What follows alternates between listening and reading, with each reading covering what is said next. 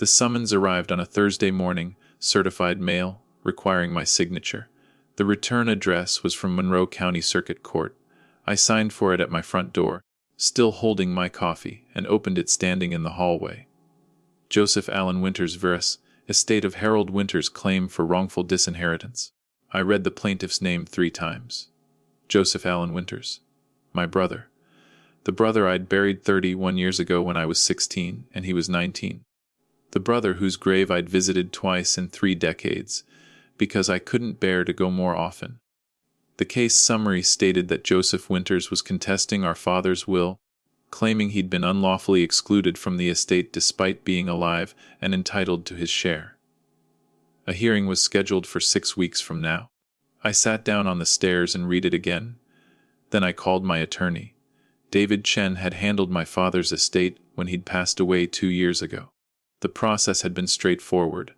I was the sole heir, the only surviving child. My mother had died when I was 8. My father had remarried briefly in his 50s, but that had ended in divorce. When he died at 79, it was just me. David answered on the second ring. I told him about the summons. He asked me to email him a copy immediately. I heard him typing while I was still on the phone. He said, "This is unusual. When did your brother die?" I said, 1993. He was killed in a hiking accident in Colorado. They recovered his body. We had a funeral. David said, "And you're certain?" I said, "I was at the funeral. I saw the casket." He said, "Was it open casket?" I paused. "No. They said the body was too damaged from the fall." David was quiet for a moment. "We need to verify this. I'm going to request documentation from the court, death certificate, identification records, anything that proves your brother died. In the meantime, don't communicate with anyone claiming to be him." I said, "What if it's real?" He said, "Then we have a serious problem." I hung up and sat in my house, surrounded by the quiet I'd built my life around. I was 47 years old, a senior editor for a medical journal, divorced 8 years ago, no children. I lived alone in a townhouse I'd owned for a decade. My life was small, controlled, predictable. I preferred it that way. Joseph had been different, restless, charismatic, always looking for the next adventure. He'd dropped out of college after a year and spent his early 20s bouncing between jobs: ski instructor, raft guide, bartender. Our father had been frustrated with him. They'd fought constantly. I remembered the arguments, the slammed doors, the long silences. The summer of 1993. Joseph had gone to Colorado with friends. They were climbing in Rocky Mountain National Park when he'd fallen. The rangers had found his body 2 days later. My father and I had flown out to identify him, but we'd been told viewing wasn't recommended due to the condition of the remains. We'd relied on the rangers' identification, personal effects, dental records, the circumstances. We'd brought him home and buried him in the family plot next to our mother. Or so I'd thought. David called me back that evening. He said, "I spoke with the plaintiff's attorney. Her name is Ruth Kaminsky. She's based in Seattle. She's representing a man who claims to be Joseph Winters and has documentation to support it. Social security number, fingerprints, a Washington state driver's license." I said, "How is that possible?" David said, "I don't know yet, but she's agreed to provide copies of his identification and a DNA sample for comparison. I'm arranging for an independent lab to handle the testing." "Do you still have anything with your brother's DNA?" I said, "I don't think so." "It's been 31 years, he said. "What about your father's DNA? If this man is your brother, he'd share significant markers with your father." I said, "My father was cremated." David said, "Then we'll need to compare his DNA directly to yours. If he's your brother, you'll share roughly 50% of your genetic markers." I agreed to the test. The DNA kit arrived 2 days later. I swabbed my cheek and sent it back. The waiting period was 3 weeks. During that time, I went through my father's papers.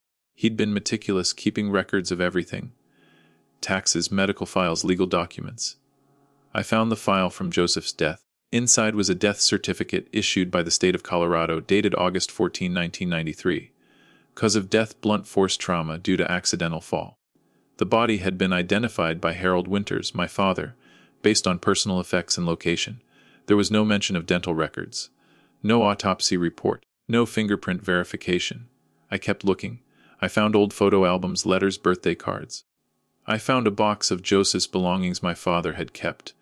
A high school yearbook, some ski patches, a watch that didn't work anymore. At the bottom of the box was a sealed envelope with my father's handwriting on the front. For Lauren, open only if necessary. I stared at it for a long time before I opened it. Inside was a handwritten letter dated June 2021, 3 months before my father died. It said, "Lauren, if you're reading this, I'm gone and something has surfaced that I hoped never would. Your brother didn't die in Colorado. He survived the fall, but he left. He told me he didn't want to be part of this family anymore. He wanted to disappear. I helped him. I falsified the identification. I claimed the body that was found. A young man who died alone, no family, no one looking for him, and I brought him home as Joseph. I gave him a funeral because you needed closure, because I couldn't bear to tell you your brother had abandoned us. I thought I was protecting you. Maybe I was protecting myself. Joseph and I made an agreement. He would stay gone, and I would leave him out of the will. He wanted nothing from me. But if he's come back, if he's contesting the estate, then he's broken that agreement. I'm sorry I lied. I thought it was the right choice. Dad, I read it 4 times. Then I folded it carefully and put it back in the envelope. David called me 2 weeks later. He said, "The DNA results are in. The man claiming to be Joseph Winters is your biological brother." I said, "I know." He said, "You know?" I said, "I found a letter." My father admitted it. David was quiet. Then he said, "This changes everything. If your brother is alive, he has a legal claim to half the estate. The will excluded him under the assumption he was dead. If that assumption was fraudulent, the exclusion is invalid." I said, "My father made a deal with him. He agreed to stay gone." David said, "A deal like that isn't legally binding, especially if it was based on fraud. Your brother can argue he was coerced or that circumstances have changed. We need to prepare for the hearing." The hearing was scheduled for a Monday morning in early November. I drove to the courthouse alone. David met me outside. We walked in together, through security, up to the 3rd floor. The courtroom was small, wood-paneled, almost empty.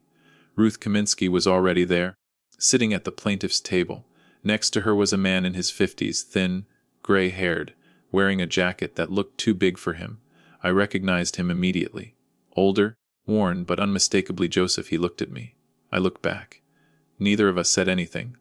The judge entered, a woman in her 60s named Judge Marilyn Holt. We stood. She sat. We sat. Ruth Kaminsky presented her case first. She entered the DNA results into evidence. She presented Joseph's identification documents, driver's license, social security records, employment history from the past 30 years. She argued that Joseph had been unlawfully excluded from his father's will based on a false declaration of death. David countered by presenting the death certificate from 1993 and the letter from my father. He argued that Joseph had voluntarily removed himself from the family, that he'd agreed to relinquish any claims to the estate, and that his sudden reappearance 31 years later constituted abandonment of any prior rights. Judge Holt listened carefully. Then she asked Joseph to testify. He stood and walked to the witness stand. He looked smaller than I remembered. The judge said, "Mr. Winters, can you explain what happened in 1993? Joseph said, "I fell. I was climbing with friends and I slipped. I hit a ledge about 30 feet down. I was hurt, but I survived. When the Rangers came, I told them I didn't want to be found. I told them I wanted out. They thought I was in shock, but I wasn't. I'd been planning to leave for months. My father and I weren't speaking. I didn't want his life. I didn't want his expectations. So I left." The judge said, "And your father helped you?" Joseph nodded. "He flew out.